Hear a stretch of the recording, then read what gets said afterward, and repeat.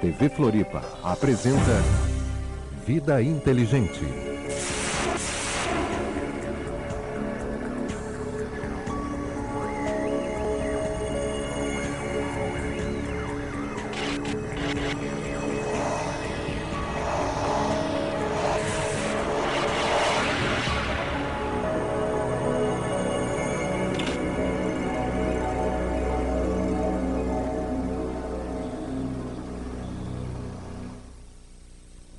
Olá, tudo bem?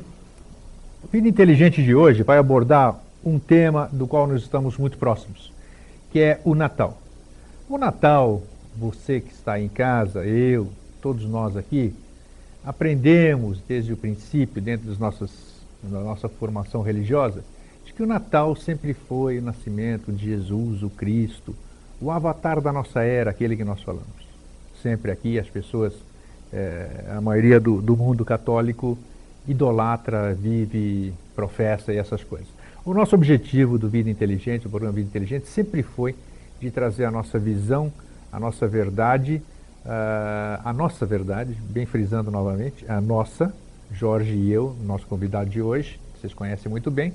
Hoje nós vamos trazer para vocês, então, o que é o Natal? De onde derivou esse Natal? Jesus, o Cristo, Yoshua Ben Pandira, nasceu no dia 25 de dezembro do ano zero? Nós vamos saber tudo isso aqui. Jorge, boa noite. Boa noite, Grego. Tudo bom? Tudo ótimo. Hoje eu prometo não te colocar em fria nenhuma. Não muito. não muito, então. Mas aí se não for assim, não tem graça. Então, o Natal, todos sabem, e o Jorge vai dissertar bem, o Natal era uma festa pagã. O que é essa festa pagã? Ele já vai dizer já.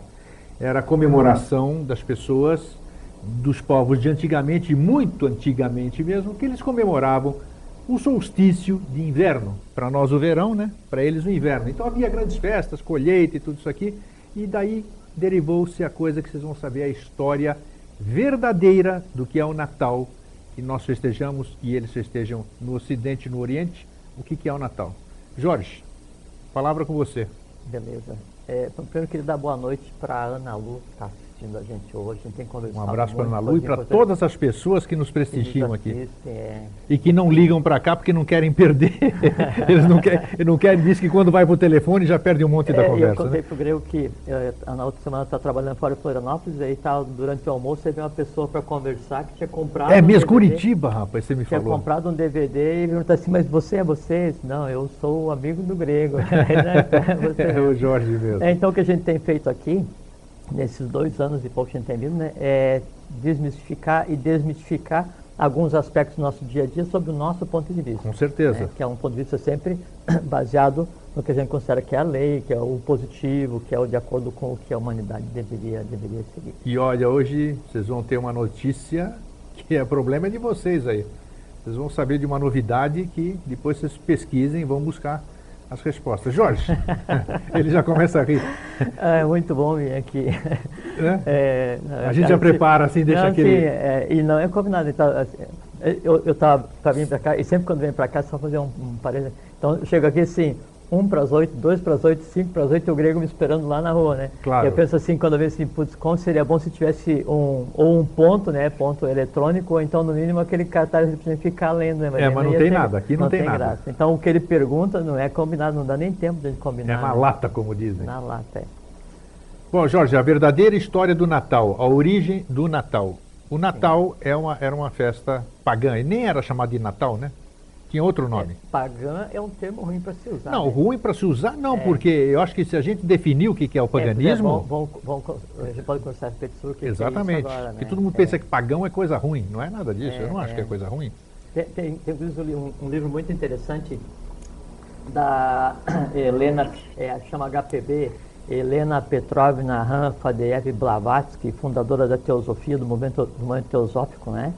Ela escreveu um livro pequenininho, assim, umas 20 páginas, Origem dos Rituais na Igreja e na Maçonaria. Isso, eu tenho esse livro. Interessantíssimo. Leitura, assim, para um dia, sabe, dá para ler tudo muito interessante. Bom, primeiro que a gente vai conversar aqui, a gente vai tentar desmitificar e esclarecer um pouco a questão do Natal, mas não no sentido de destruir, né? No sentido de construir uma nova visão e mostrar que o Natal ele está acima daquilo que se Perfeito. comemora hoje, daquilo que se pensa que é hoje, e para algumas pessoas se resume só a comprar e fazer aqueles carnês que depois demora aí o ano inteiro para pagar, né? Consumismo. Exato, mas não tem a ver. Tem a ver o sentimento de felicidade que é gerado, e aí está ligado direto à própria expressão da Mãe Divina. Tem uma porção de coisa legal que a gente espera ter tempo para conversar aqui hoje. Bom, a tradição do Natal, como o Grego falou, ela antecede em muito o que a gente considera como o ano zero para o Ocidente, que é o ano de nascimento do Jesus da Igreja, que a gente vai falar a respeito disso aqui hoje também. Por volta de 3.000... Bom, também outra coisa que é muito interessante, assim, quando os livros, né, a academia, ela vai se referir à antiguidade, então ela fala assim, não, no Egito, antigamente, há 3.000 anos antes de Cristo, encontraram alguma coisa com 4.000 anos de idade, encontraram alguma coisa com 5.000 anos.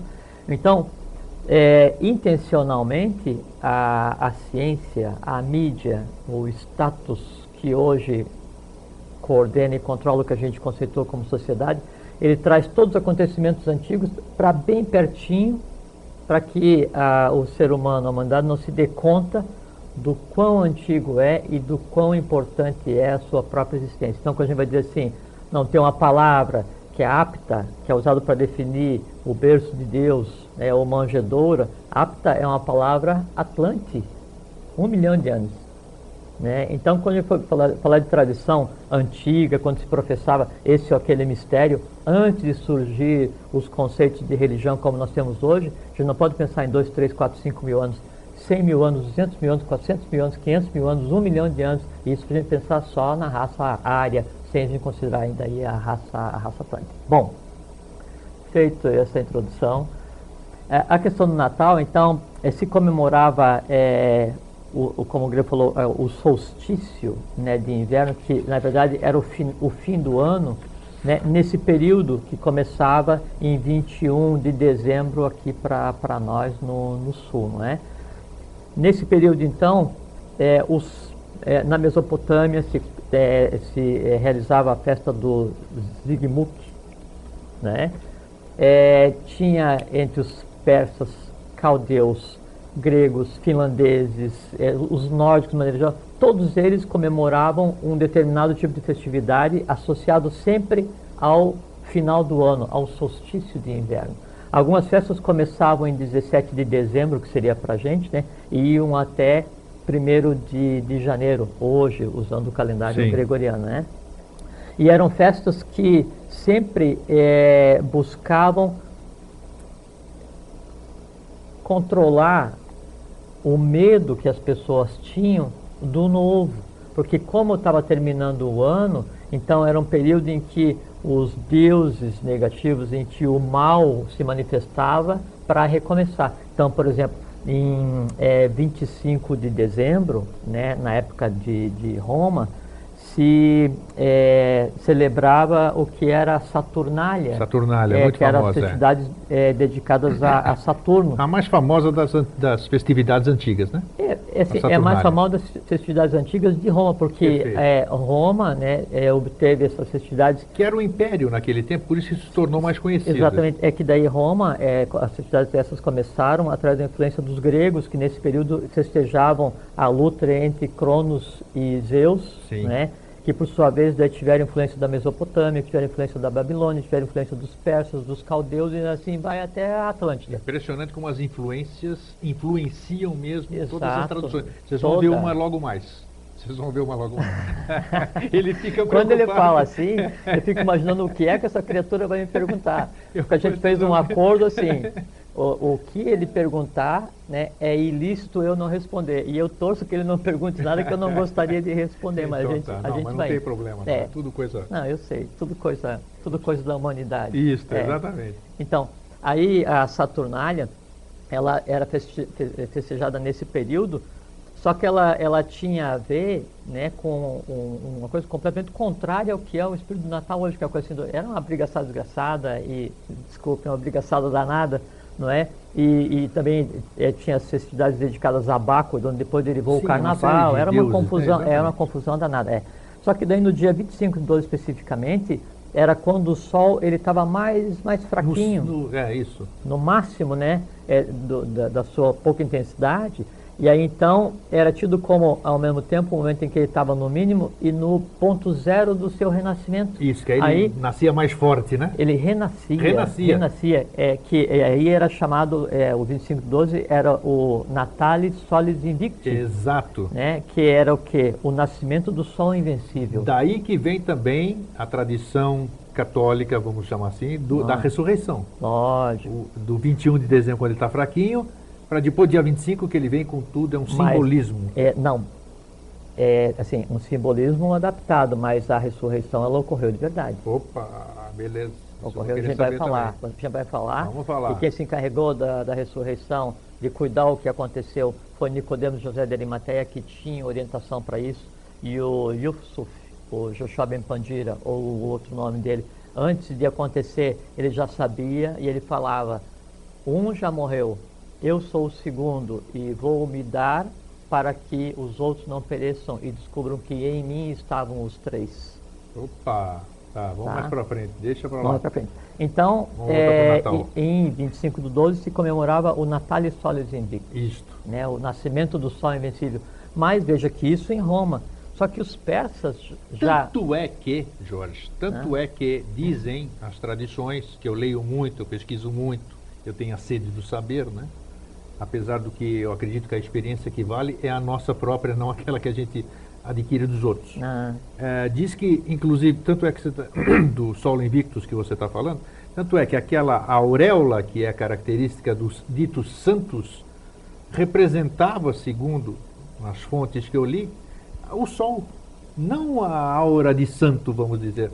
Aquilo era a representação do Sol. Isso tem fundamento, né? Tem que considerar, sim, o presente humano, assim, de 10, 15 mil anos para cá. Claro. Agora, aquela auréola, ela tem ligação com o Acta, com o Crestus, com o Iluminado, que é quando, então, você atinge o que seriam os chamados 8 poderes do Yoga ou de Buda, onde se ilumina o Sahasrara, que é o coronal. E aí o coronal iluminado, ele cria realmente um halo, né, de luz em torno do tal. Tá, deixa eu entrar numa pergunta que não tem nada a ver, mas eu acho que tem. Então, os santos em si, que a gente idolatra, que a gente, né, que não devia fazer nada disso, os ortodoxos, que é da onde eu vim, eles idolatram os ícones, né, através dos ícones, e os católicos através das imagens, das esculturas. A origem dos deuses Lários e Penates, né, quando na época de Roma, que enterravam os mortos na sala e cultuavam ídolos e criaram o conceito de... Mas a minha pergunta é a seguinte: esses santos do jeito que as pessoas ensinam, mostram santos, existiram ou não? Pelo teu pensar? Porque você vê que todo ano é canonizado algum. Não, aí já... Não sei o que lá. Não, aí aconteceu já... isso. Não, eu quero saber santo nesse aspecto. Nesse aspecto, porque tem santo isso, santo aquilo, tem um monte de santo. Tem uma distinção muito Por isso séria. eu quero saber, a auréola com santo, nós temos alguma coisa a ver. Eu sempre olho para cá quando eu pergunto, porque tem um relógio aqui na parede. É o nosso cruel. Tem um relógio na parede e tem um relógio humano que controla a linha, que é o Silvio. Quando dá o horário, ele faz o símbolo do Yokanã para a gente, tá bom, corta a cabeça das pessoas aí. Bom, então tem o santo, que é do ponto de vista só humano para ser adorado, não vou adjetivar, mas não tem função nenhuma. Tem aquele santo, aquela criatura que existiu, e aí então realiza uma outra coisa fenômena, que é as pessoas na busca de um mito, de um Deus que não... nós já falamos aqui sobre a questão das almas. Isso, tá. E tem o ser, né, a criatura, que vem especificamente para fazer um trabalho e tem os poderes e realiza, mas quase nenhum deles é considerado como santo no Ocidente. Perfeito, então tá. Para bom entendedor, minha palavra basta. Vamos voltar então para o tema que eu te cortei. Então, no dia 25 de dezembro, que era o dia em que o Sol estava menor e menos influente, então era considerado o Natalis Solis Invicti, que é o renascimento do Sol, não é? Para os romanos, né? Que era o ápice dessa festividade. E aí nesse dia se trocavam presentes e havia uma tradição desde a época dos druidas, de se enfreitar alguns galhos com louros e essas coisas assim, né? De onde vem a tradição da árvore, que a gente já vai conversar também. Sim. Mas também, veja só, Os persas já festejavam em 25, né, do 12, que seria para a gente, o dia de Mitra, que é uma divindade, né? Então, sempre esse dia 25 esteve ligado às tradições ocultas. Também tinha tradição de 25 de dezembro, todas as tradições antigas, eles consideram o renascimento no final do ano astrológico, que seria, né? Bom, aí a Igreja Católica, bom, o nascimento do Jesus, que a gente já vai falar em seguida, mas só fazer um adiantamento, ele nunca foi dito exatamente em que data que seria, e era tido como se fosse a primavera na região lá onde ele nasceu, não é? Por conta que se diz que enquanto ele estava, Maria estava na manjedoura esperando que ele nascesse, os pastores estavam ao relento com suas ovelhas esperando tal, e se fosse no inverno, era impossível que tivesse, porque morria todo mundo, não tinha jeito. Então pressupõe-se que seria, segundo a Bíblia, né, na época aí da primavera. Tanto é que primavera deles, do hemisfério norte. Norte, isso. Tanto é que é o seguinte, o primeiro Natal, em 25 do 12, pelos cristãos, foi comemorado em 356 depois de Cristo. Quando Constantino resolveu, né, instituir essa data. E antes do Natal era comemorado... Para acabar com a tradição das festas pagãs. Exatamente. E antes ele era comemorado em 6 de janeiro. 6 de janeiro, aliás, é o nascimento da Ana Lu, que nos assiste, que foi quando ele começou a conversar. Que é o dia de Reis também, né? Exato, dos 3 animais que vamos conversar a respeito hoje, caso a gente tenha tempo. Então, em 6 de janeiro era a comemoração, daí não do nascimento de Jesus, mas da visita dos Reis Magos a ele, né? E também se comemorava aí no dia 6 a vinda do Gabriel, do arcanjo Gabriel, né, do representante planetário, para fazer a anunciação, de onde derivou a hora do Ângelus, que é às 6 horas da tarde, que a Igreja Católica hoje professa, e que também, veja que é uma derivada... E você já disse que é uma hora potentíssima, né? É a hora da Agartha, nem mais nem menos, né? E se comemora isso há mais de 1 milhão de anos. Então aí a Igreja, veja que não invalida a questão do Jesus, né? Mas aí então ela fez o quê? Deslocou uma data de nascimento que não estava definida para 25 do 12, para se sobrepor ao que seria considerado como uma festa pagã. E pagão, na verdade, se considerado do ponto de vista de cultura ocidental, de religião católica, o que seja, né? Mas o pagão aí é toda a cultura que antecede a civilização ocidental. Sim. E a gente coloca aí alguns milhões de anos respeitáveis e a serem respeitados, né? Onde tem toda a cultura que hoje cria a base do conhecimento que a gente chama de esotérico. Que mês que nasceu Jesus? Agosto ou março? Março. Nasceu em março. O Hélios nasce em março. Né? Tá. O outro Hélios também, um outro Hélios nasceu em março. Tá, menos o quê? De menos quanto? Menos 7 ou não? Se diz que é menos 5, menos 7, né? Provavelmente menos 7. Menos 7. O sorrisinho dele. Eu gosto do sorriso dele.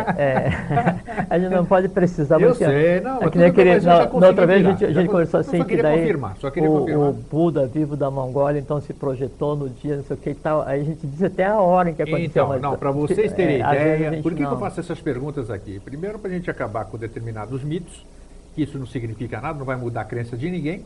E também para nos posicionarmos naquilo que eu defendo sempre aqui, que é exatamente que nós não estamos no ano de 2007. De jeito nenhum nós estamos em 2007. Nós estamos por esse calendário que inventaram aqui, que é errôneo, é mentiroso. Nós estamos adequados a ele. Só isso aqui que eu acabei de perguntar, proposital, porque eu sabia disso. Né? Nós estamos, então, teríamos que estar, hipoteticamente, hoje seria 2014. Isso tem um embasamento histórico. A Copa do Mundo aqui no Brasil já. Isso tem um embasamento histórico, se você pegar os que são citados na Bíblia, os reis, ou a conjunção estelar. Você vê que não tem nexo, né? Claro, não bate a época. Não bate de hipótese nenhuma.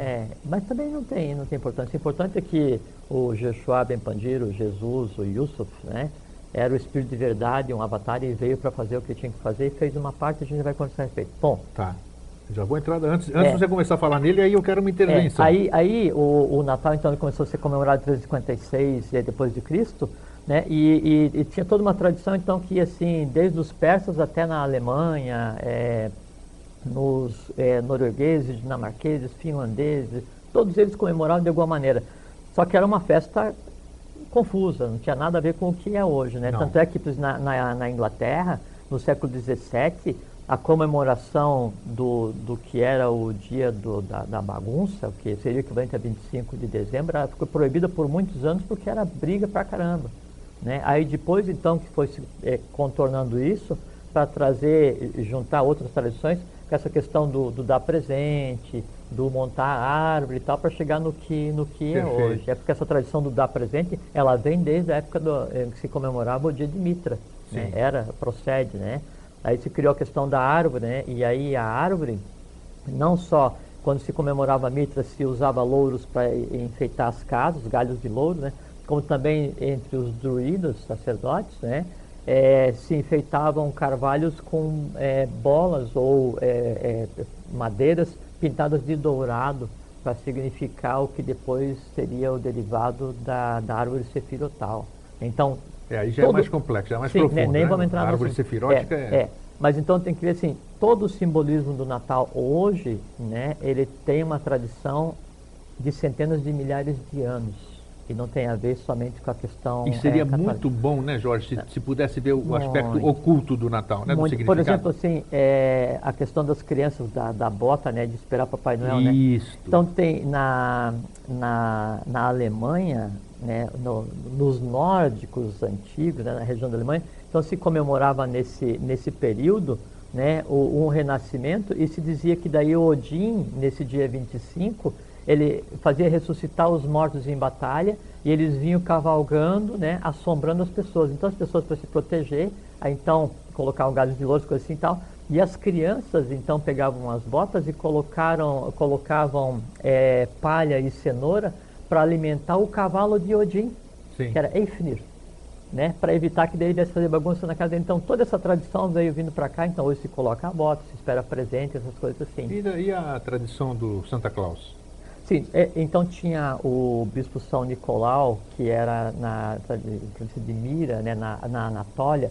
A Anatólia, quando tinha o Império Cristão do Oriente, é o equivalente hoje... Isso já existia o cristianismo, né? Sim, na instituição do sim, Papai Noel. Ele era um bispo da igreja, que seria hoje a igreja ortodoxa, né? E ficava ali na região mais em direção ao Oriente da Turquia, né? Sim. E aí, então, ele tinha a fama de ajudar as crianças, de dar presente, né? E ele era meio gordinho, né? E aí, então, São Nicolau, então, ele foi chamado por vários nomes.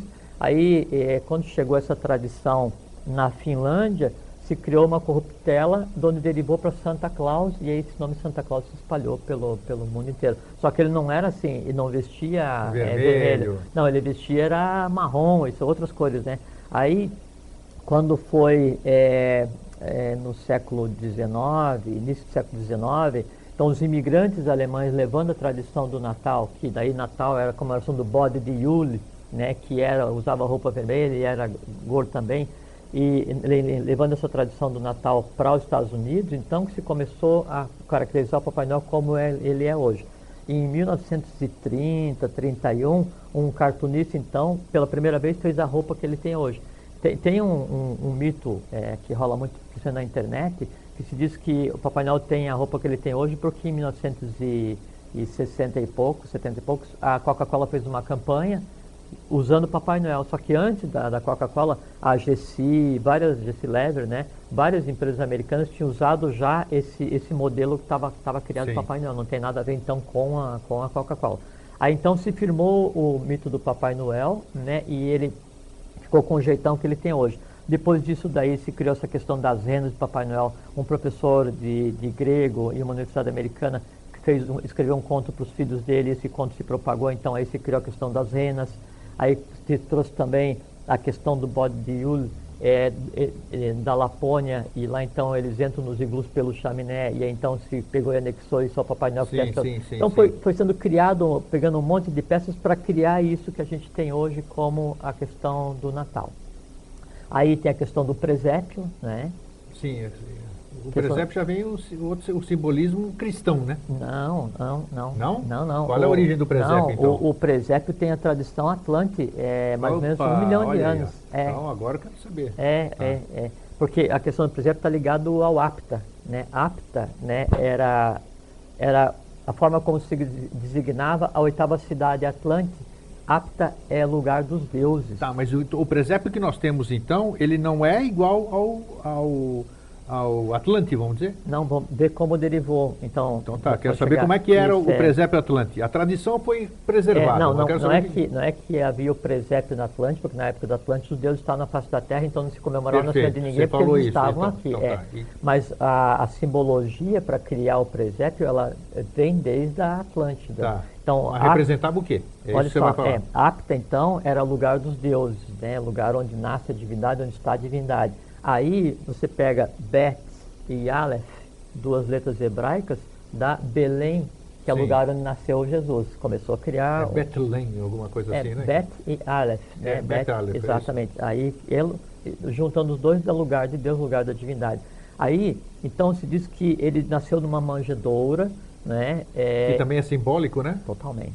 Totalmente. A divindade, quando vem o Avatar, ele jamais nasce nessas condições porque ele tem que ser protegido para cumprir a missão dele. Nunca nenhum deles nasceu assim. Então tá. Isso é simbólico. E aí então se diz aí que tinha a vaca ao lado do presépio, né? Só que vaca, né? Vak, V-A-C-H, em sânscrito é o próprio verbo solar. Prestem atenção. É. Importante isso. Então onde se diz que na Bíblia, e no início era o verbo, né? Aí então isso está simbolicamente manifestado como o próprio verbo, Vak, presente à manifestação divina, contemplando a manifestação divina que é o Jesus. E a manjedoura significa o quê? Não, a manjedoura Que é o apta. É o apta. É o apta. Tá, perfeito, Apta é tá. o nome para manjedoura. Ok. E aí então, diz assim, que ele é o ungido, né, com óleos, essas coisas assim. Então, Isso. depois da tradição védica, alguma coisa assim, com o próximo aí de 800, 900 mil anos, então tem Tuastre, que é o divino carpinteiro, junto com Agni, junto com Maia, que é a mãe, Maria, Maia, a mãe de Maria, todas perfeito, as mães, certo? Que também perfeito. está ligado intimamente à tradição natal.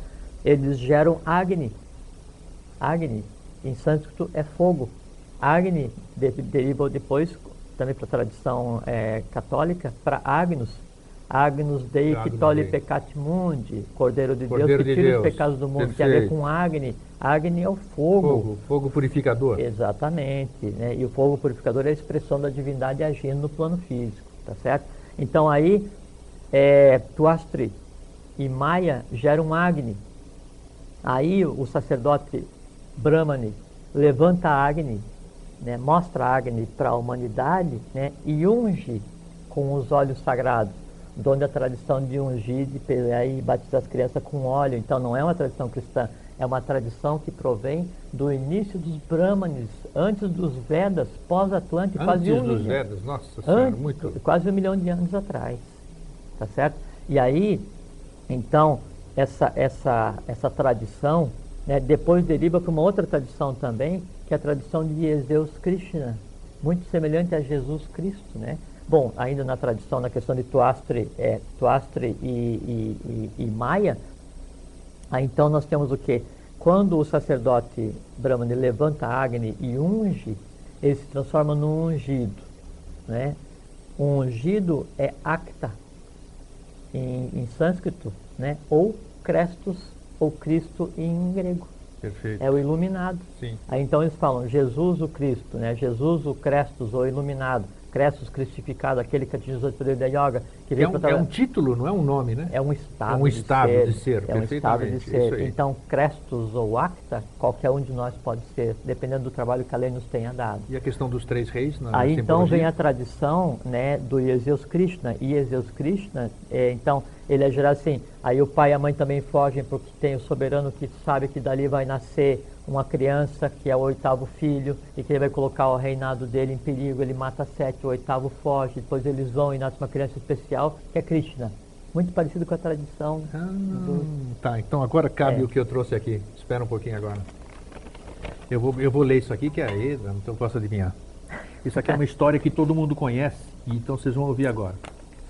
Havia um homem que teria nascido de uma virgem, nascido de descendentes dos reis legítimos, em um período em que seu país encontrava-se na mão de usurpadores, nem um pouco ligado às tradições religiosas ou ao bem do povo. O nome pelo qual passou a ser conhecido no Ocidente, embora na verdade falado em outra língua, lembra o conceito grego de Christos, ou os radicais presentes no Espírito Santo, no Espírito Crístico. Várias profecias indicavam que este menino poderia vir a ser o rei, embora alguns achassem que isso seria no sentido religioso e outros no sentido político. As pessoas esperavam um Salvador. Este seria uma encarnação do segundo aspecto de Deus, que é um só, mas se divide em 3 pessoas. O rei usurpador de família ilegítima mandou matar todos os primogênitos, forçando aos pais do Salvador que fugissem com ele. Foi criado de forma aparentemente humilde, mas dava mostras de sua sabedoria. Deixava escapar também traços de erudição que indicavam educação primorosa, talvez patrocinada pelos que apoiavam a família real que tentava voltar ao trono. Após uma infância pouco documentada, deu algumas mostras de seu poder na adolescência. Após mais algum tempo, em idade adulta jovem, se revelou como presença divina. Sua presença coincide com uma época de grandes conflitos. Durante esta fase de ocupação de suas terras e tentativas de revolução, faz questão de dizer claro que precisamos separar o que é de Deus, notando que o impermanente não é deste mundo. Quebra paradigmas, ensina morais estranhas, faz questão que cada um cumpra o que é seu papel. Ensina literalmente que ele é o caminho até o Pai. Que é necessário fazer os trabalhos, mas que podemos ofertar a ele. Nos unirmos a ele, que é o caminho, que é a verdade. Não porque ele seja egóico, mas porque ele está ligado com o Criador. E é difícil para nós nos ligarmos com o inatingível, mas dá para nos ligarmos com o Salvador conhecido. Como ele é ligado a Deus, nos ligando a ele, pegamos carona. Acaba sendo morto ainda jovem, de forma trágica, pouco depois de sua revelação como presença divina. Não escreve nada, mas alguns registram parte da sua vida, especialmente as próximas da morte, onde despoja toda a sua sabedoria. Os trechos registrados são pequenos, mas capazes de mudar nossa noção religiosa de causa e consequência, trazendo nova luz sobre a natureza do espírito e sua sobrevivência ao corpo. Aos poucos capítulos sobre sua vida em presença divina são inseridos como parte das escrituras sagradas e são traduzidos para praticamente todas as línguas do mundo. O livro com a vida do Deus vivo é mais popular e citado individualmente do que a própria obra religiosa maior que o contém. Antes de morrer, deixa claro que irá voltar no futuro. Fazem religião em seu nome, mas ele mesmo nunca foi adepto desses preceitos religiosos, até porque nunca fundou religião alguma, nunca foi moralista, nunca foi de trocar sabedoria por rituais. E não podia frequentar o que só fizeram depois dele.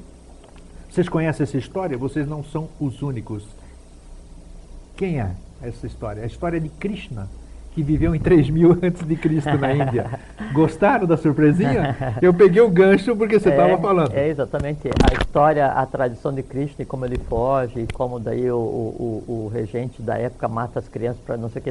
É exatamente igual. E tão igual, isso era uma pergunta, por isso que eu fiz também, igual que aconteceu, a mesma coisa com Mitra, a mesma coisa com Osíris, a mesma coisa com o... Todas as tradições.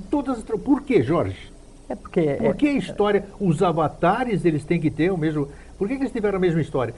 Os 12 apóstolos, todos eles nasceram de uma virgem. Você viu toda essa história? Todo mundo achava que era Yoshua Ben Pandira, Jesus o Cristo. E era Krishna. Isso, se você for ler, se você for pesquisar sobre Mitra, sobre o que fez o S, como é que é? Do S... Oh, meu Deus, Zaratustra, quem é? O Zoroastro. Zoroastro, exatamente. Você vai ver que a história é exatamente igual, Mitra. E até que Zoroastro não é um grupo de seres, né? Perfeito. Por que essa similaridade de histórias? É porque assim, que é a mesma criatura vindo de determinados períodos da humanidade. A mesma ordem que dá suporte vem, porque assim, quando esses seres nascem, esses avataras nascem, como no caso de Jesus, ele não é assim, ele não é jogado no mundo, assim, jogado para os leões. Então a ordem vem preparar a ambiência para que ele consiga fazer o trabalho dele. Há toda uma metodologia, há o entorno dele formado por 12 mais 2. Ele tem coluna, um simbolismo numerológico disso, ele vem né? Gêmeos, sempre. Gêmeos, agora você provocou. Krishna tinha Krishnaya, isso a gente nunca falou aqui. Buda tinha a contraparte que era Buda Budai. Sim. Né? E o Jesus a gente já vai falar. Todos eles têm. Agora você já vai falar direto. Jesus tinha um irmão gêmeo. Sabiam? Não sabiam? Agora, por favor. Vamos chegar. Vamos chegar lá? Nós vamos falar sobre os 3 reis magos. Os 3 reis magos primeiro e depois o irmão gêmeo de Jesus. O tempo? Antes que acabe o tempo, não. Você não vai escapar, não. A gente até estica lá o Cronos hoje. Você não escapa dessa. O Cronos congela nosso Cronos. Bom, os 3 reis magos. A tradição dos 3 reis magos, sim, né? dentro daquele simbolismo que nós estávamos falando. Sim, exatamente. Então, os três reis magos assim, era o próprio rei do mundo e suas duas colunas que vieram prestar homenagem à vinda do Espírito de verdade. Então, é dito que era Meliquior, Betsareia e Gataspa, né? Baltazar, Exato. Belchior e Gaspar, né? Sim. E aí um trazia ouro para saudar o Jesus como rei, outro trazia incenso para saudar Jesus como sacerdote, e outro trazia A mirra mirra. para saudá-lo como profeta, Sim. porque ele era aquele no qual os três poderes se concentravam. Três poderes, Senhor dos três mundos. Que nome tem essa criatura agora? Maitreya. Maitreya. E, assim, Senhor dos três e houve esse ritual todo quando ele chegou aqui em 49 ou não? Sim, Teve? sim, lógico. Sem dúvida. Tá, só Sem perguntar. dúvida. Perguntar não Teve, ofende, né? teve, não, Tá. não. Aí o Jesus, quando nasceu, o Joshua Ben Pandira, então ele foi saudado pelos reis magos e seguiu o caminho dele para aprender ali dos 13 aos 33, a gente já conversa a respeito. Sim. E os reis, então, tem a ver muito com a tradição dos templários, com a busca do Santo Graal, que a gente já conversou, né? E eles, então, não se sabe bem qual é a origem dos três reis magos, né? Mas eles vieram da Abissínia, né? Que depois é o que é hoje a Etiópia, né? Não, peraí, se você está falando que um deles era o rei do mundo, Sim, é que eles saíram pela Etiópia, né? ah, saíram pela Etiópia, tudo É. bem, tá explicado. Então, O próprio rei do mundo, o próprio Melquisedeque, né? E suas colunas. pela né? embocadura da Etiópia. Então, Uma pronto. das Uma da das Etiópia, embocaduras, tá, porque a Etiópia perfeito. tem a ver com a tradição de Irã, dos maçons, né? Tem a ver com a origem da tradição hebraica, e são várias saídas, ligações entre o que está em cima e o que está Sim. embaixo, né? Então, era da Abissínia, que era o conhecido nas lendas como o país do Prestes João, onde se dizia que estava o Graal, né? Sim. E até hoje os etíopes têm certeza absoluta que o Graal esteve determinado tempo lá guardado, né? Aí eles vieram, então, para saudar, né, o que seria o Redentor da humanidade. E o Jesus, que era o Redentor da humanidade, ele tinha por função unir o poder espiritual que ele representava com o poder temporal que era Roma, que estava ligado diretamente à questão da Atlântida. Tá bem? Depois dessa questão dos três reis magos, a gente até conversou isso aqui um outro dia, conversando assim, essa questão dos três reis magos e da posição da Abissínia na questão esotérica mundial do Isso, papel, falamos, né? sim. Depois derivou para o surgimento dos Rastafaris, né? Que você falou. lembra, né? Que o Rastafari Makonnen, né? Era um descendente da rainha de Sabá com o rei dos hebreus primitivos lá, o Irã. Sim. O Irã não. Persa. Não. O Shah, você está falando? Não. Aquele que Irã construiu o templo dos maçons. Me fugiu agora, a gente já lembra.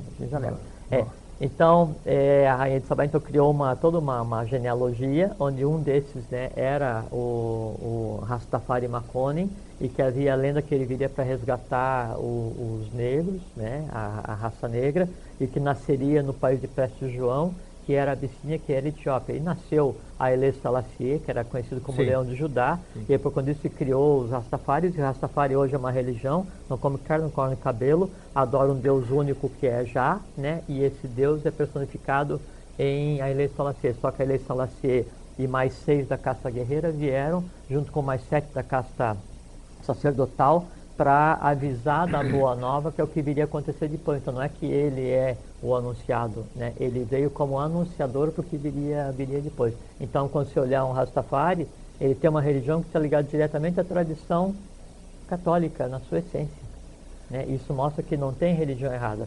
Tem uma única verdade e cada um analisa como Perfeito. quer. Bom, Vamos lá, então. Então, aí nasceu Jesus. Nasceu Jesus, Yoshua Ben Pandira. O nome hebraico dele Nome seria hebraico. Yoshua Ben Pandira, né? Ou ocultamente ele é chamado também de Yusuf, não é? Sim.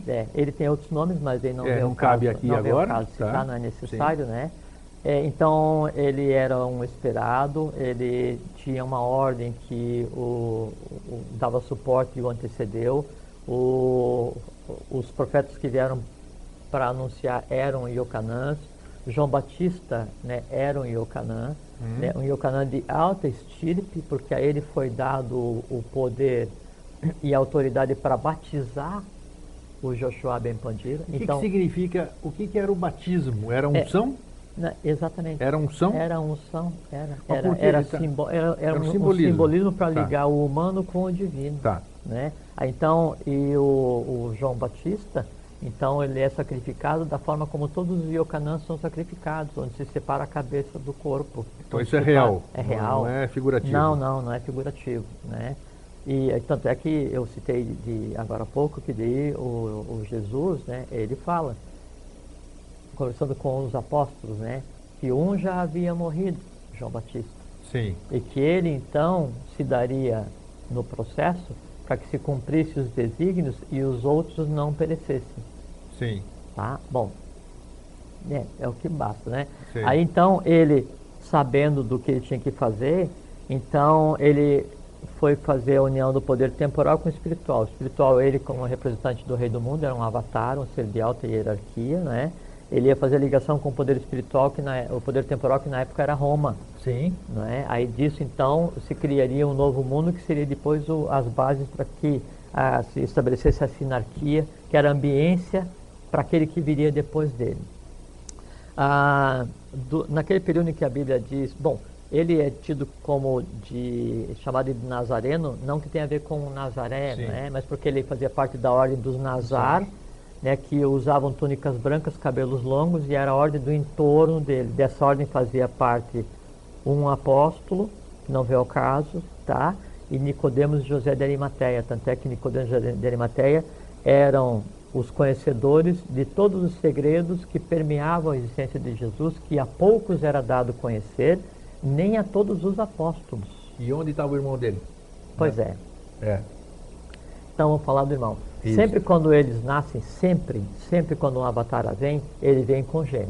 Sim, você já falou isso aqui. Pode vir homem e mulher, né? Ou dois homens. No caso de Jesus, no caso de Joshua, então vieram dois homens, né, com avatares. Então sempre, como eu falei no caso, Krishna tinha Krishnaya e Buda tinha contraparte, que seria Buda Budai, contraparte feminina. Tá? Krishna tinha contraparte feminina também.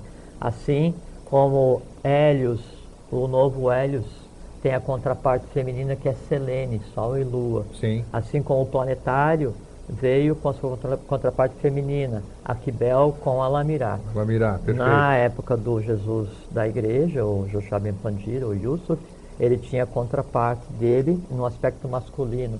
E era assim, um deles era a face do amor, que era aquele que oferecia outra face para receber uma bufetada, né? E a outra face, a outra parte dele era a parte do rigor, era aquele que ia e chicoteava os vendilhões do templo e fazia o que tinha que fazer. Um era o báculo e a outra era a espada. Um era guerreiro e o outro era sacerdote. E todo mundo achava que eram um só. Um só. Exceto os Nicodemos, José de Arimateia, que sabiam. os que sabiam, Maria sabia, né? Maria, e a tradição de Maria e da Mãe Divina, né? Expressa a Lamirá, a Mãe Divina. Em todas as tradições tem. Na China era Xingmu, na Oceania era Ina, tem Astarté, tem Vesta, tem Afrodite. Todas as tradições têm a questão da figura da Mãe Divina. Não necessariamente aquela mãe humana que está ali deve ter sido a geradora daquele ser. Isso é muito importante. Sim, tá. Isso é muito importante. Às vezes a mãe que se apresenta, a expressão humana de Alamirá, não foi a que gerou aquele ser que está em atividade, aquele avatar. Ele pode ter sido gerado em um outro local e vindo para fazer o seu trabalho, também não é o objeto. Tá, Bom, aí de 13 aos 33, ele vai ser preparado para a missão dele. E o que é preparar? Esses seres que vêm, eles têm que passar por um processo de aquisição de consciência. Está na superfície, nasceu, passa pelas regras humanas. Né? Aí então ele foi instruído. 13 aos 33 foi o amor, não o rigor. Exatamente. O amor é que sumiu dos 13 aos 33. Sim. Certo. Sim, o rigor continuou agindo. Sim, mas não na região da Galileia. Perfeito. Ele some. Claro, ele some. Né? Tá. Um se interioriza e o outro, quer dizer, sempre fica assim, Ingrid. Um age humanamente, o outro age cosmicamente. Certo. Né? No final das contas, os dois unem ou deveriam unir o humano e o divino para fazer com quê? Com que o humano se divinize e que o divino se humanize, para que um entenda o mundo do outro e faça-se um mundo só. Sim, então, Bom, dos 13 aos 33, sim, né? Então ele vai ser instruído aonde? No Egito, na Líbia. junto aos essênios, né? Também, Não, né? os essênios era onde tinha a Ordem dos Nazar. Ah, tá, onde tá, era tá, a ordem já é mais Tasso, passado, tá. E a Ordem dos Nazar é uma expressão, uma exteriorização, ou um nome humano, porque seria uma ordem que daí tem uma tradição de mais de 1 milhão de anos, que Tá. seria o que a gente pode chamar como a Ordem do Santo Graal. Sim, Tem a que ver nós com já a tradição falamos do aqui. Graal que nós já falamos aqui, né? E que essa ordem vem, toda vez que um avatar vai entrar em atividade, essa ordem vem para dar suporte, né? A ele. E vem as colunas, e essa coisa toda, Tá, né? então dos 13 aos 30, E 3 ele vai... não é dos 13 aos 30? 30, ele vai se instruir, né? Ele Sim. vai se instruir.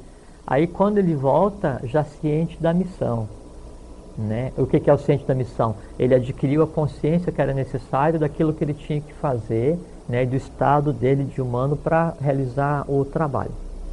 Aí inicia um processo, né, de tentar unificar o poder temporal com o espiritual, não é?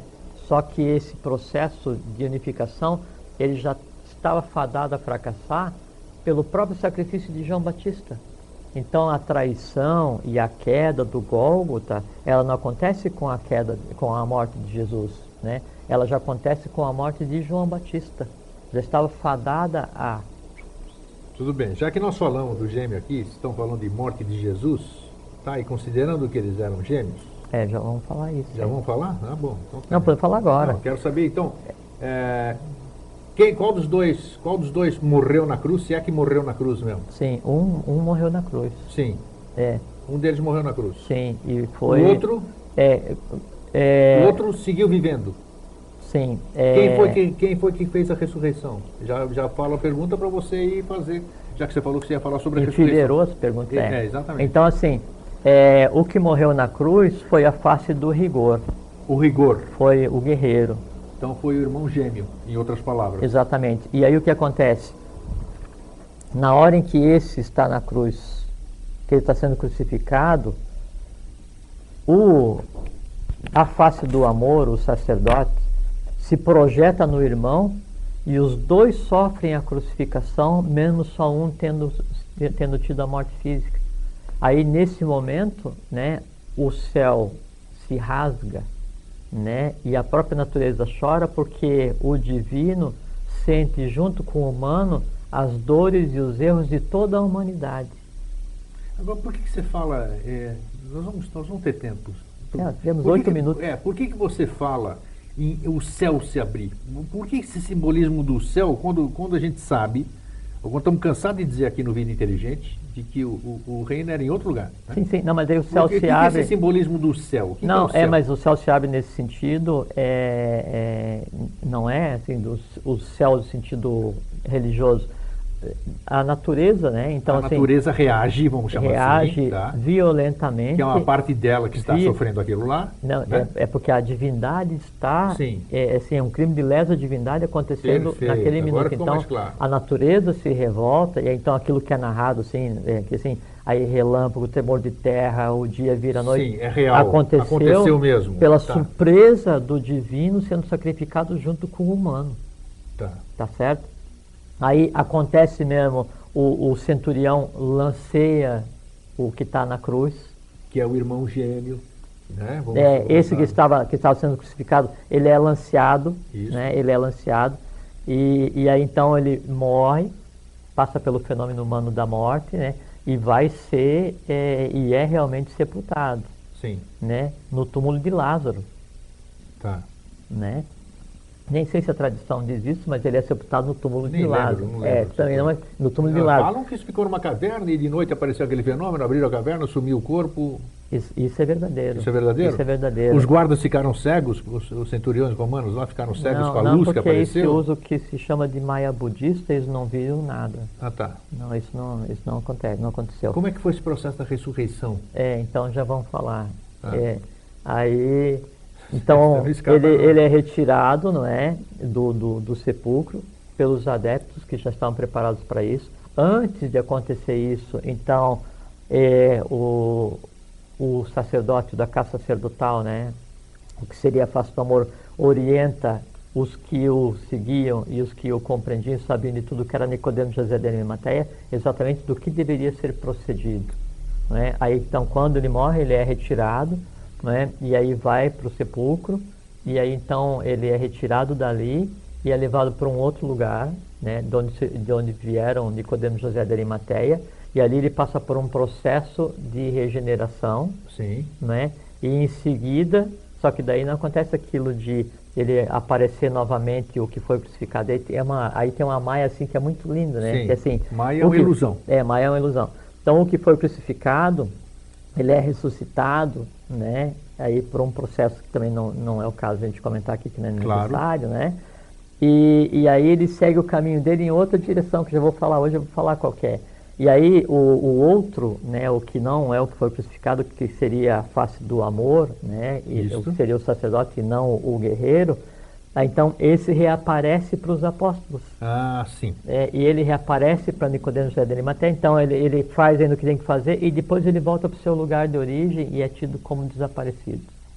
Né? Então essa história de que Jesus, o sobrevivente, vamos chamar assim, na nossa conversa de hoje, ele teria casado, tido filhos, isso aqui é real? Não. Não é real? Não. Ele foi casto, nunca casou, nem nada? Não. E aquele namorico lá com Maria Madalena, conversa também ou não? Não, ele não tinha função de Manu. Não tinha? Não, quando os avataras vêm com função de Manu, eles se casam com mulheres da mesma origem deles e geram seres, né, que vão interferir no futuro humano. Não foi o caso de Yoshua Ben Pandira, então tinha, nem do irmão dele? Não tinha função de Manu. Ambos não tiveram, perfeito. Não tiveram. Então, foi bom você esclarecer. O irmão de Jesus, então, ele continua o trabalho dele depois de ressuscitado. Ressuscitado é um termo assim, quando se fala ressuscitado, você pensa vamos usar esse termo que depois todo de mundo ressuscitado, Então, ele desce, ele é recomposto fisicamente, né? E ele, então, segue para a Índia. Sim. Né? E então, por volta de 1930, 1927 por aí, então Nicholas Hirsch, Nicholas Hirsch, um escritor conhecido, claro. né? Ele então descobre em Leh, perto de Srinagar, na Índia, um túmulo, né? Onde toda a tradição daquele que está sepultado lá é a tradição do que a gente conhece como Jesus, que ele nasceu e aí viveu na Galileia, e aí dos 13 aos 30 ele teve no Egito, teve na Líbia, foi instruído, voltou, foi crucificado, né, foi ressuscitado, foi para a Índia, fundou uma ordem, né, e viveu lá até 103 para 104. Que ordem ele fundou na Índia? É uma ordem budista. Uma ordem budista? Exatamente. Aí, uma ordem. Eu disse uma ordem budista, ele tá fundou bom, uma ordem. Tá bem. É uma ordem esotérica. Ótimo, legal. E viveu de 103 para 104 anos e foi sepultado, está sepultado na Praça Central de Lé. Quem quiser ir, que vá para ver. Pronto, e lá tá olha escrito, a revelação. E lá, no Vida Inteligente, então. Não vamos ao termo revelação, estou contando o que é um fato. Um fato é uma revelação? É que revelação, para mim, tem um outro sentido que é trazer o divino para o humano. O que era velado, revelar. No caso de revelar, sim. Você pega o escuro, que é uma fotografia. Que é o velar duas vezes. Você faz lá, aparece e mostra a coisa. Então, tá lá, não é? E aí... Lé é o nome da cidade? Próximo de Srinagar.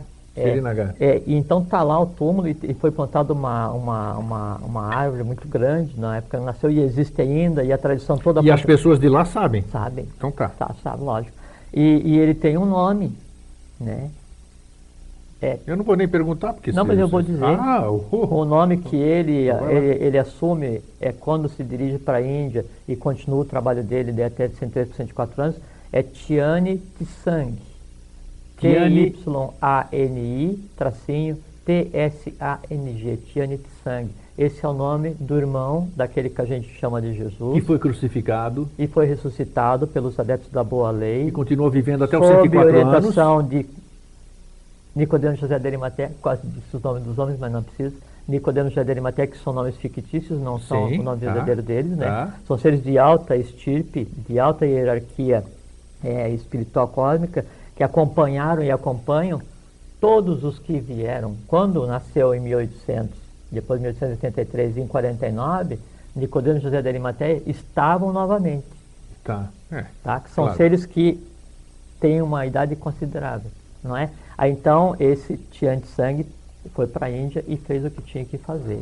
Né? Morreu com 104 anos. 103 para 104 anos. 103, 104 anos. Isso mesmo. Exatamente. Sofreu o processo daqui, apesar de ter... Aí ele morreu de vez mesmo, Aí né? morreu de vez porque assim, mas só que a morte desses seres, assim, não é que ele fica doente, fica ele morre. É assim, deita e diz assim, é hora de ir para casa. E morre. Que é o processo de todos os porque encarnados nesse sistema, não é isso? Não necessariamente. Tem aqueles que não passam por esse processo. Aqui não passam, mas os que passam tem que ser. Os que vêm para o plano físico estão sujeitos a esse tipo de transformação. Não necessariamente. Nem todos. Nem todos. Nem Tá. todos. Nem É todos. papo para um outro no dia, caso então. do Tian Tsang, então, depois dessa idade, dessa época, então, ele se retira do mundo humano e os veículos dele, quer dizer, o corpo físico dele é sepultado. Se depois dali foi para outro lugar ou não, daí também não é objeto. E o irmão Mas ali dele? E o termina- irmão dele? O irmão dele volta para as origens. Volta para as origens, exatamente. Então tá. Exatamente. Então, nós temos 5 minutinhos aqui, vamos aproveitar esses 5 minutinhos. Eu queria você queria só trouxe- falar para vocês. Você trouxe uma coisinha boa?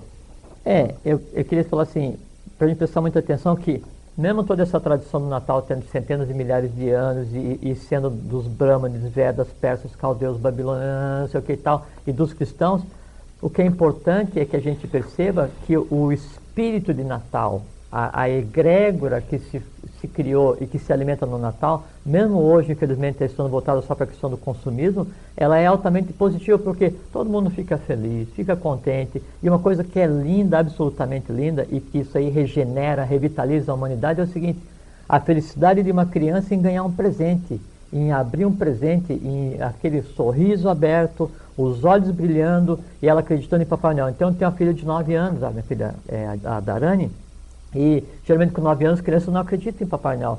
Na minha casa, sim. Aí ela estava perguntando para mim esses dias, você acredita? Eu disse assim, eu acredito. Ela não perguntou se existe, ela perguntou assim, você acredita? Eu disse, acredito. Assim, por que você acredita? Porque a gente acredita no que quer. E eu quero acreditar por quê? Porque é uma tradição salutar, boa, alegre e que traz o bem, por quê? Porque faz as crianças serem felizes com isso. E um sorriso de criança, humanidade. Tá? Então eu vou ler. Dias depois, tem a ver com a questão aí da morte do Jesus e da ressurreição dele. Tá, e só antes de vocês, só vou falar para vocês aqui, pode chamar de louco, o cheiro, o perfume que eu já falei de outras vezes, está aqui de novo hoje. Pena que vocês não podem sentir. Pode ser até que estejam sentindo. Ele ri, né? Tudo bem, não tem nada perfumado aqui. E está aqui de novo o perfume, mas tudo bem. Eu não soube que eu não uso perfume. Né? Vamos lá. Bom, eu vou ler para vocês então um trecho de um livro que não está mais na humanidade. Tá? Então, dias depois, os discípulos de Yusuf o ouviram colhendo flores e lhe perguntaram se estava vivo novamente. Aí já não era mais o da cruz, era o outro, né? Ao que respondeu o Rabino Messias, não colho flores, mas os espinhos da minha missão. Vós sim, que haveis de colher essas flores, quando da tragédia não restar senão as suas cinzas. E sabe por quê?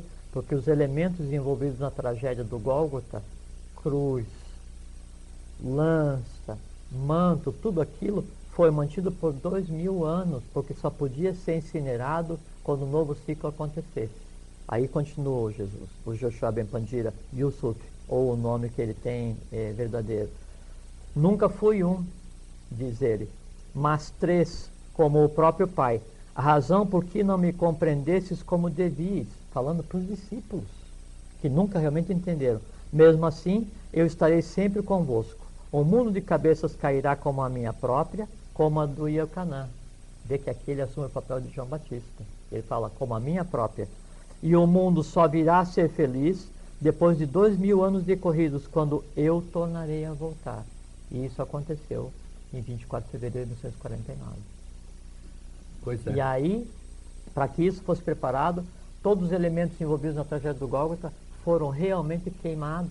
E aí então, tudo que existia de resíduo virou cinza e os julgamentos foram professados e se inicia um novo ciclo com a divindade integral junto novamente com a humanidade. Isso aqui é trecho de um livro que não mais está com a humanidade. Então, no próximo dia 20, ou seja, daqui a 15 dias, quando o Jorge voltar, considerando que eu acho de extrema relevância, inclusive para a gente aproveitar essa egrégora do Natal, dessas festas, desse espírito que, independente do que as pessoas acreditam ou não, eu acho que é muito propício para esse aprendizado e para essa confraternização, nós vamos continuar com o tema. Tá. Nós vamos aprofundar o tema. Pode ser. Certo? Porque assim a gente prepara, aproveitamos mais o tempo, esclarecemos, o telespectador poderá participar, nós vamos ter mais tempo, assim a gente dá um intervalo para você poder ligar para a gente poder responder para você, e assim a gente elucida direitinho para que a gente possa começar o ano 2008, o próximo ano, de acordo com aquilo que tem que ser, né? Dentro desse trabalho que nós estamos fazendo nesses 2 anos, né, Jorge? Exatamente. Então pode finalizar. Só queria dizer para você, então, agradecer essa 1 hora e quase 1h10 que a gente está junto, esperar que a gente tenha dignificado essa hora de vida de vocês. E lembre que é o seguinte, essa questão do Natal, do nascimento da divindade, ele não é cristão, não é muçulmano, não é hebreu, não é fenício, não é tupi, ele é um evento cósmico, onde a divindade reata com a humanidade. Só que esse processo da vinda, como acontecia antes, né, e vem e vai, e esses problemas, já não mais acontecerá, jamais acontecerá, porque a vinda agora é definitiva. Então, o que nós temos que fazer agora é aproveitar, e a gente tem que ser feliz e consciente e viver intensamente e plenamente o momento em que nós estamos, que é ímpar cosmicamente. Então, um Feliz Natal para vocês. Não, nós vamos voltar, antecipado. Eu sei, mas um Feliz Natal, e lembre-se o que está por trás desse evento. E se quiserem comprar, comprem também, não faz mal não, sejam felizes. Dia 20 nós estamos aqui abraço. Juntos de novo. Abraço. Abraço, obrigado. TV Floripa apresentou Vida Inteligente.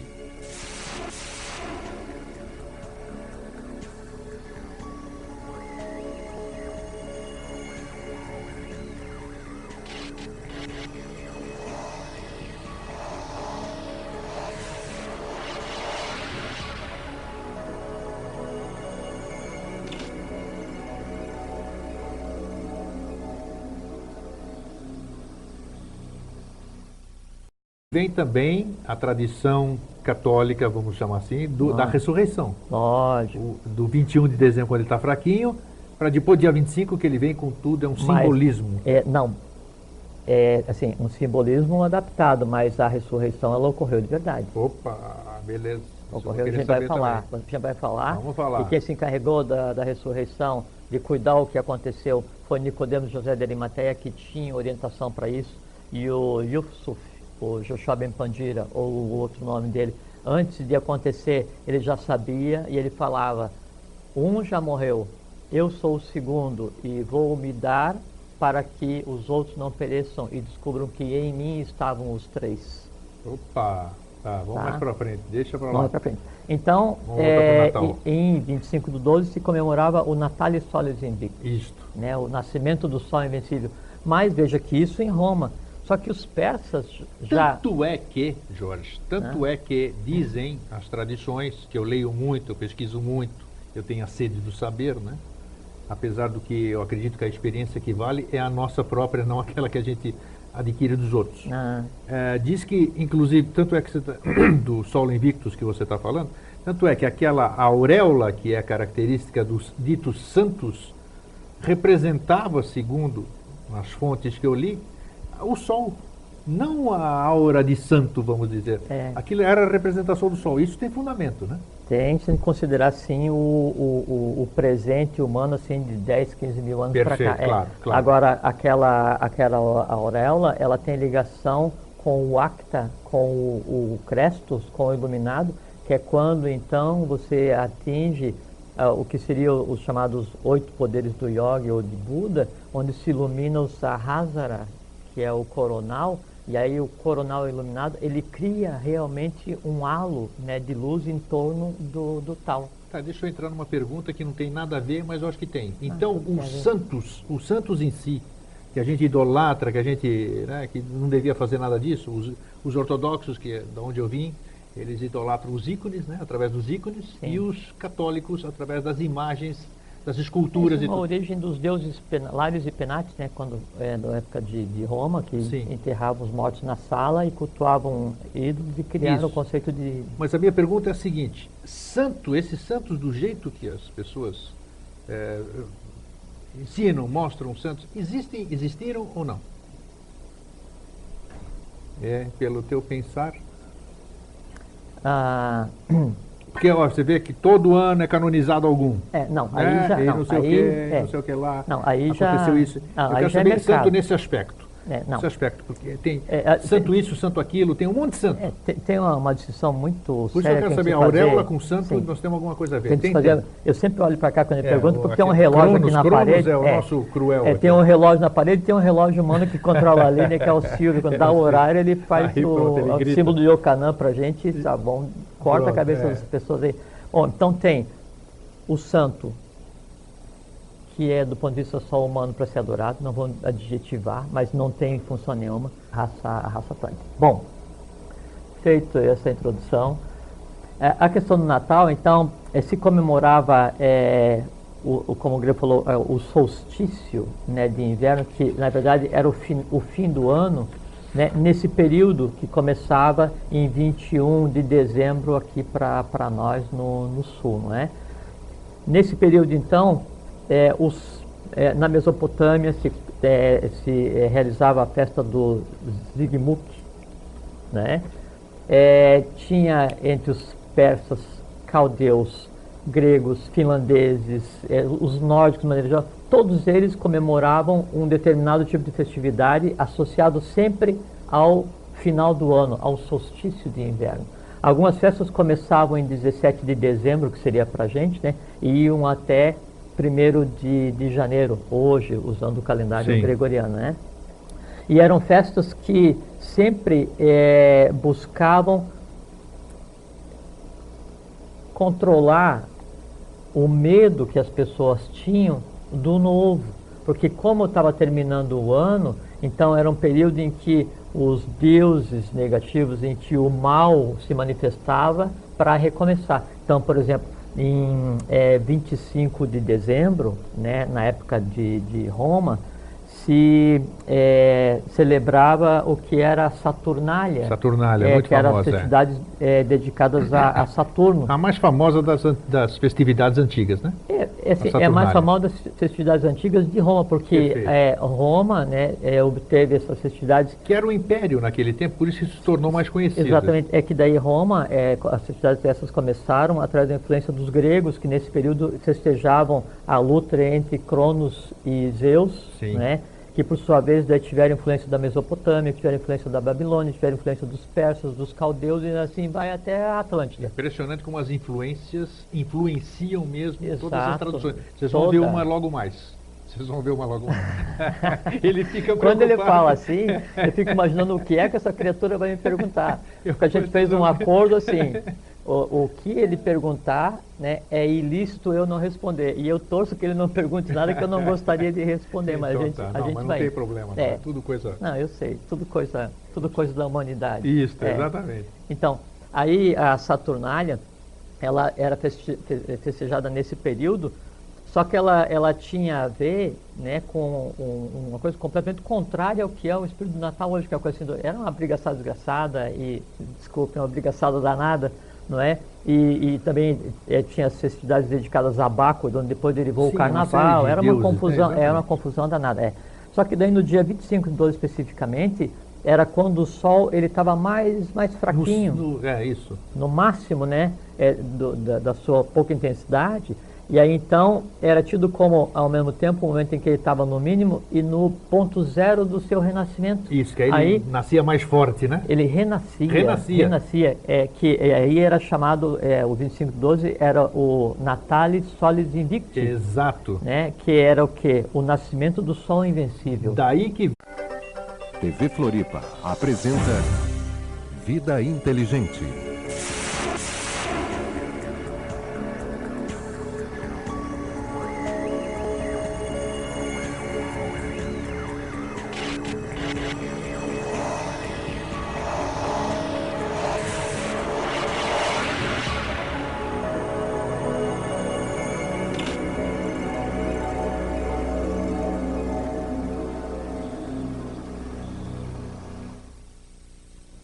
Olá, tudo bem? O Vida Inteligente de hoje vai abordar um tema do qual nós estamos muito próximos, que é o Natal. O Natal, você que está em casa, eu, todos nós aqui, aprendemos desde o princípio, dentro da nossa formação religiosa, de que o Natal sempre foi o nascimento de Jesus, o Cristo, o avatar da nossa era, aquele que nós falamos. Sempre aqui as pessoas, a maioria do mundo católico, idolatra, vive, professa e essas coisas. O nosso objetivo do Vida Inteligente, do programa Vida Inteligente, sempre foi de trazer a nossa visão, a nossa verdade, bem frisando novamente, a nossa, Jorge e eu, nosso convidado de hoje, vocês conhecem muito bem. Hoje nós vamos trazer para vocês, então, o que é o Natal? De onde derivou esse Natal? Jesus, o Cristo, Yoshua Ben Pandira, nasceu no dia 25 de dezembro do ano zero? Nós vamos saber tudo isso aqui. Jorge, boa noite. Boa noite, igreja. Tudo bom? Tudo ótimo. Tudo. Hoje eu prometo não te colocar em fria nenhuma. Não muito. não muito, então. Mas daí se não for assim, não tem graça. Então, o Natal, todos sabem, e o Jorge vai dissertar bem, o Natal era uma festa pagã. O que é essa festa pagã? Ele já vai dizer já. Era a comemoração das pessoas, dos povos de antigamente, muito antigamente mesmo, que eles comemoravam o solstício de inverno. Para nós o verão, né? Para eles o inverno. Então havia grandes festas, colheita e tudo isso aqui, e daí derivou-se a coisa que vocês vão saber, a história verdadeira do que é o Natal, que nós festejamos e eles festejam no Ocidente e no Oriente. O que é o Natal? Jorge, palavra com você. Beleza. Primeiro eu queria dar boa noite para a Ana Lu, que está assistindo a gente hoje. A gente tem conversado Um abraço para a Ana muito, Lu e para todas as pessoas que nos prestigiam aqui. assistem, E que não ligam para cá porque não querem perder. Eles não querem, diz que quando vai para o telefone já perde um monte da conversa. Eu contei para o Grego que na outra semana está trabalhando fora de Florianópolis, aí durante o almoço aí veio uma pessoa para conversar que tinha comprado um mesmo, Curitiba, rapaz, você me falou. Tinha comprado um DVD e perguntou assim, mas você é você? Não, eu sou o amigo do Grego. É o Jorge mesmo. Então o que a gente tem feito aqui, nesses 2 anos e pouco que a gente tem vindo, né, é desmistificar e desmitificar alguns aspectos do nosso dia a dia sob o nosso ponto de vista. Com certeza. Né, que é um ponto de vista sempre baseado no que a gente considera que é a lei, que é o positivo, que é o de acordo com o que a humanidade deveria seguir. E olha, hoje vocês vão ter uma notícia que é problema de vocês aí.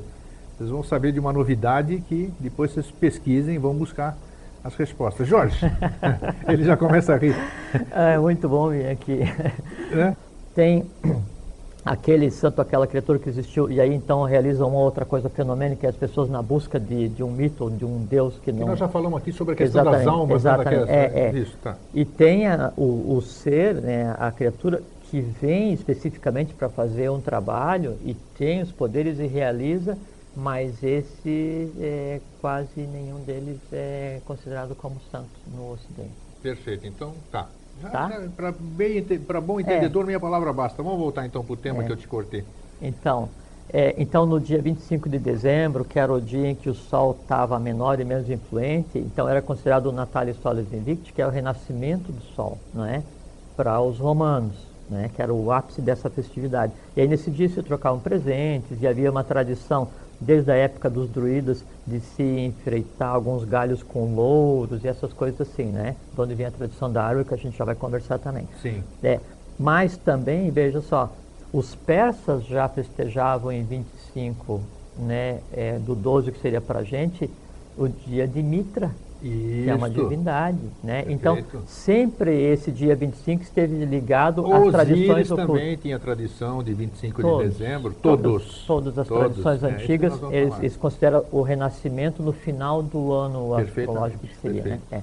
Bom, aí a Igreja Católica, o nascimento do Jesus, que a gente já vai falar em seguida, mas só fazer um adiantamento, ele nunca foi dito exatamente em que data que seria, e era tido como se fosse a primavera na região lá onde ele nasceu, não é? Por conta que se diz que enquanto ele estava, Maria estava na manjedoura esperando que ele nascesse, os pastores estavam ao relento com suas ovelhas esperando tal, e se fosse no inverno, era impossível que tivesse, porque morria todo mundo, não tinha jeito. Então pressupõe-se que seria, segundo a Bíblia, né, na época aí da primavera.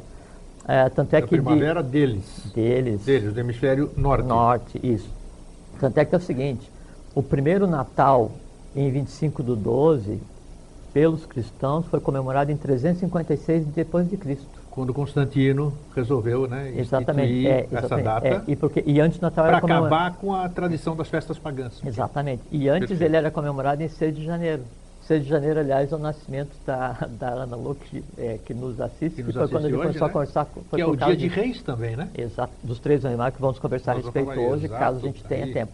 Então, em 6 de janeiro era a comemoração daí não do nascimento de Jesus, mas da visita dos reis magos a ele, né? E também se comemorava aí no dia 6 a vinda do Gabriel, do arcanjo Gabriel, né, do representante planetário, para fazer a anunciação, de onde derivou a hora do Ângelus, que é às 6 horas da tarde, que a Igreja Católica hoje professa, e que também, veja que é uma derivada. E você né, já disse que é uma hora potentíssima, né? é a hora da Agartha, nem 6 mais horas da nem tarde, menos, né? e se comemora isso há mais de 1 milhão de anos. Então, Né? Então aí a igreja, veja que não invalida a questão do Jesus, né? Mas aí então ela fez o quê? Deslocou uma data de nascimento que não estava definida para 25/12 para se sobrepor ao que seria considerado como uma festa pagã. Aquele pagã... a gente já prepara assim, deixa não, aquele... e não é combinado. Então, assim, eu estava vindo para cá, e sempre quando venho para cá, só fazer um parênteses. Então, eu chego aqui assim, 1 para as 8, 2 para as 8, 5 para as 8, o grego me esperando lá na rua, né? Claro. Eu penso assim, quando eu vejo assim, putz, como seria bom se tivesse um ponto, né? Ponto eletrônico, ou então, no mínimo, aquele cartaz que precisa ficar lendo, né? Mas não ia tem ter- nada, aqui não tem nada. graça. Então, o que ele pergunta não é combinado, não dá nem tempo de combinar. É na né? lata, como dizem. Na lata, é. Bom, Jorge, a verdadeira história do Natal, a origem do Natal. O Natal era uma festa pagã, e nem era chamado de Natal, né? Tinha outro nome. Pagã é um termo ruim para se usar. Não, né? ruim para se usar, não, porque eu acho que se a gente definir o que é o paganismo... A gente pode conversar a respeito sobre o que Exatamente. é isso agora, né? Porque todo mundo pensa que pagão é coisa ruim. Não é nada disso. Eu não acho que é coisa ruim. Tem inclusive um livro muito interessante da Helena, chama HPB, Helena Petrovna Rafadeev Blavatsky, fundadora da teosofia, do movimento teosófico, né? Ela escreveu um livro pequenininho, assim, umas 20 páginas, Origem dos Rituais na Igreja e na Maçonaria. Isso, eu tenho esse livro. Interessantíssimo. Leitura, assim, para um dia, sabe? Dá para ler tudo muito interessante. Bom, primeiro que a gente vai conversar aqui, a gente vai tentar desmitificar e esclarecer um pouco a questão do Natal, mas não no sentido de destruir, né? No sentido de construir uma nova visão e mostrar que o Natal ele está acima daquilo que se Perfeito. comemora hoje, daquilo que se pensa que é hoje, e para algumas pessoas se resume só a comprar e fazer aqueles carnês que depois demora aí o ano inteiro para pagar, né? Consumismo. Mas, exato, mas não tem a ver. Tem a ver o sentimento de felicidade que é gerado, e aí está ligado direto à própria expressão da Mãe Divina. Tem uma porção de coisa legal que a gente espera ter tempo para conversar aqui hoje. Bom, a tradição do Natal, como o grego falou, ela antecede em muito o que a gente considera como o ano zero para o Ocidente, que é o ano de nascimento do Jesus da Igreja, que a gente vai falar a respeito disso aqui hoje também. Por volta de 3.000... Bom, também outra coisa que é muito interessante, assim, quando os livros, né, a academia, ela vai se referir à antiguidade, então ela fala assim, não, no Egito, antigamente, há 3.000 anos antes de Cristo, encontraram alguma coisa com 4.000 anos de idade, encontraram alguma coisa com 5.000 anos. Então, intencionalmente, a ciência, a mídia, o status que hoje coordena e controla o que a gente conceitou como sociedade, ele traz todos os acontecimentos antigos para bem pertinho, para que o ser humano, a humanidade, não se dê conta do quão antigo é e do quão importante é a sua própria existência. Então, quando a gente vai dizer assim, não tem uma palavra que é apta, que é usada para definir o berço de Deus, ou manjedoura, apta é uma palavra Atlante, 1 milhão de anos. Né? Então, quando a gente for falar de tradição antiga, quando se professava esse ou aquele mistério, antes de surgir os conceitos de religião como nós temos hoje, a gente não pode pensar em 2, 3, 4, 5 mil anos, 100 mil anos, 200 mil anos, 400 mil anos, 500 mil anos, 1 milhão de anos, e isso para a gente pensar só na raça ária, sem a gente considerar ainda aí a